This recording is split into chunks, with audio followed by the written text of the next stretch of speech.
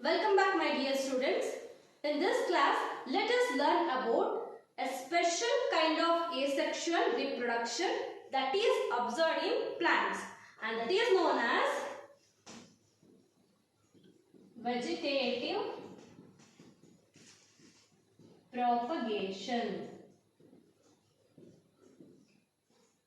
See, vegetative propagation is a special kind of asexual reproduction which is observed in plants, and this vegetative propagation occurs by a special reproductive units and that is known as vegetative propagules. Vegetative propagules are nothing else but the reproductive units. Reproductive units. And what are the parts which takes place in vegetative propagations are the root, leaf and stems. So these three parts take part in the vegetative reproduction. Let me give you some examples. You might have seen the eyes in the potato. Eyes in the potato. And if you cut that eyes and if you sow it in the soil, it will emerge as a new potato plant.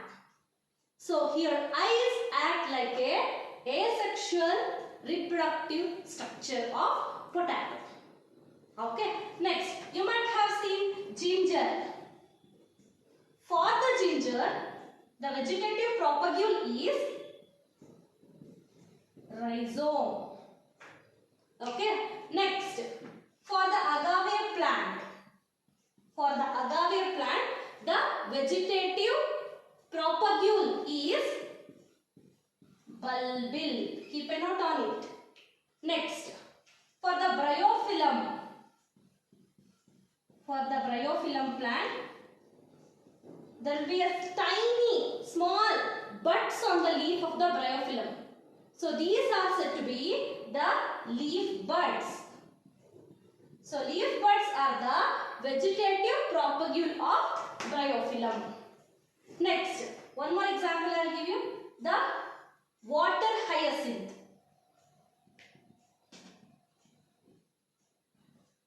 For the water hyacinth, the vegetative propagule is known as offset. Next, chrysanthemum.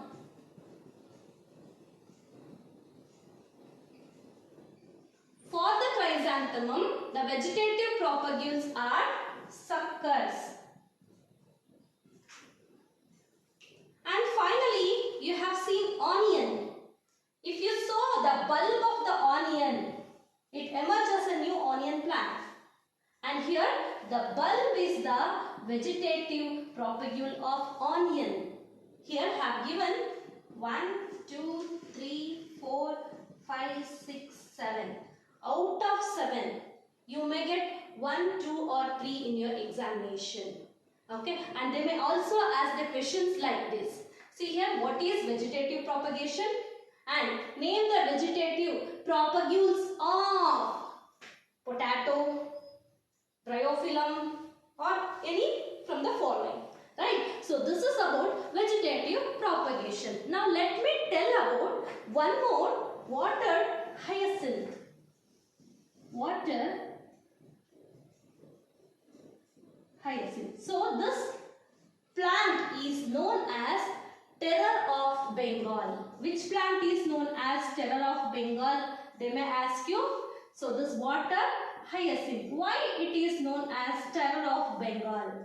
See, it is the most invasive weed. We can call this as most invasive weed. It was introduced to our India by the Europeans because of its pretty flowers and the shape of the leaves. And with the help of offset, here I have mentioned, offset is the vegetative propagule of what? Water hyacinth. With the help of offset, this grows like anything. Wherever there is a standing water, this water hyacinth rapidly multiplies with the help of the offset. And when it multiplies, it drains the oxygen from the water. So when it drains the oxygen from the water, it led to the death of the fishes.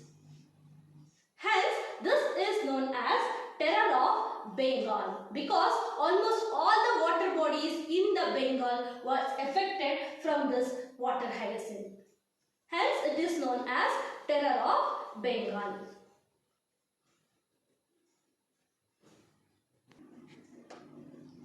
Now, let us learn about asexual reproductive structures of different organisms.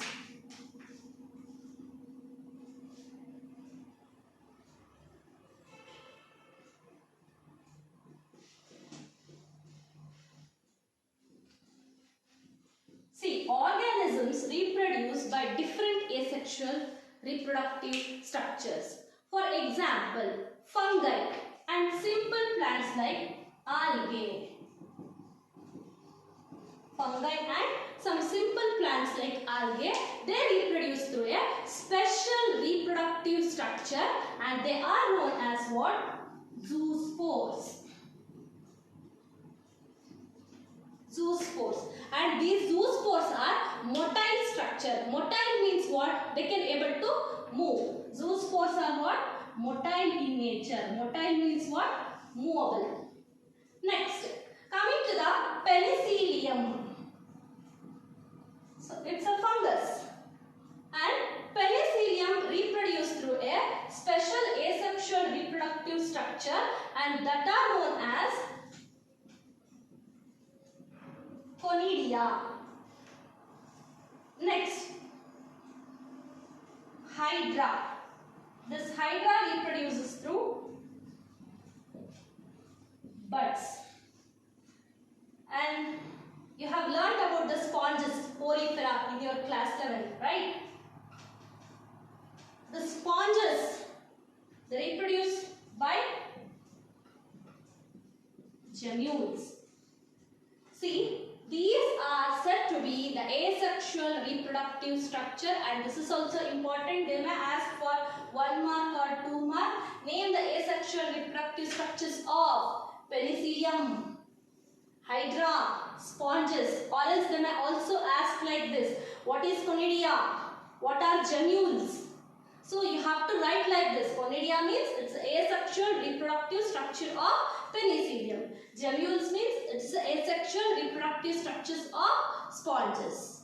Okay. Now let us learn about what are the advantages of asexual reproduction.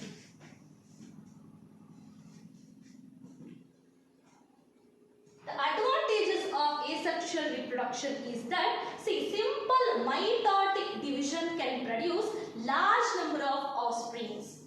A single division can produce 2 offsprings, means a simple mitotic division can produce a large number of offsprings.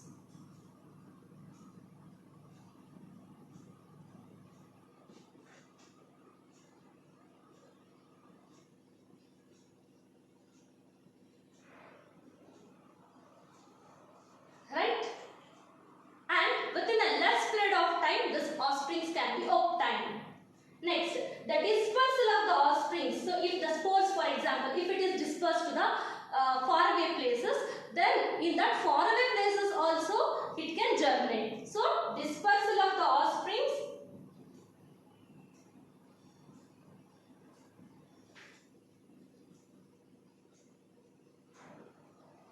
to far away or far places, right? And here the offsprings are genetically similar to the parent, and we call this as clones. They are similar to the parent. Next, let me go for disadvantages. What are the disadvantages?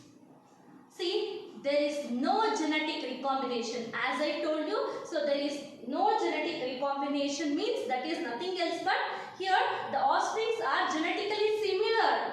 They are said to be clones. They will ask you for 1 mark. What are clones? Clones means morphologically and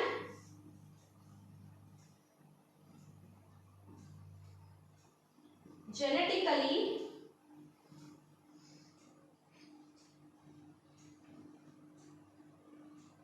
similar offsprings.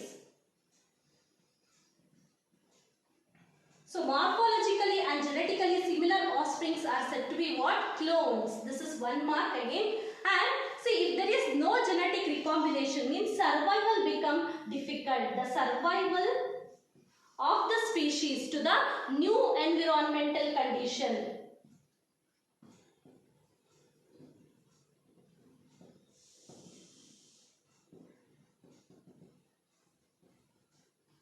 becomes difficult. So this is the disadvantages of the asexual reproduction. So this is about the asexual reproduction. Hope you have understood. Thank you.